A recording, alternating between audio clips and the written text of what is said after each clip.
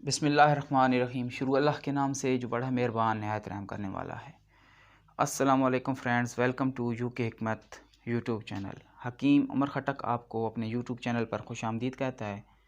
अज़ीज़ दोस्तों, आज आपको मैं किकर की गोंद का एक ऐसा लाजवाब नुस्खा बताऊंगा जिसको अगर मर्द एक हफ़्ता इस्तेमाल कर ले तो पूरी ज़िंदगी उसमें मर्दाना कमज़ोरी ना होगी। गोंद किकर के फ़वाइद क्या हैं और इसका मिजाज कैसा है और उसके क्या क्या कमालात हैं, इस वीडियो में आपको मैं तफसील से बताऊंगा।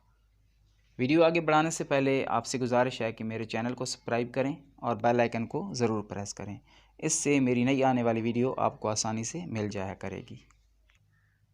अज़ीज़ दोस्तों, सबसे पहले अगर बात करें इसके नाम की तो हिंदी में इसे भमरी का गोंद कहते हैं, पंजाबी में इसे चीड़ कहते हैं, अरबी में इसे समख अरबी कहते हैं, उर्दू में इसे बबोल का गोंद कहा जाता है और सिंधी में इसको बब्बर जोखो नीर कहते हैं।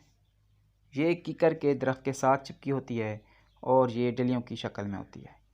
इसका जायका बिल्कुल फीका होता है और अगर इसको मुंह में रख लें तो ये लैसदार लाभ बन जाता है और अगर इसको चबा लें तो यह दांतों के साथ चिपक जाती है।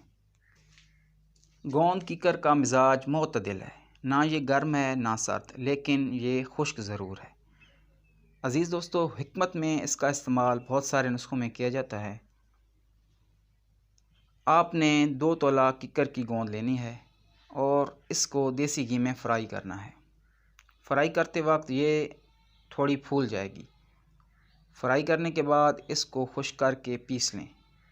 ये पाउडर की शक्ल में बन जाए तो आपने 3 अदद खजूर लेनी है और उन तीनों खजूरों में से गुठली निकाल कर आधा चम्मच किकर की गोंद का पाउडर उसमें डालकर खजूर की एक गोली सी बना लें और शाम को ठंडे दूध के साथ इस्तेमाल करें।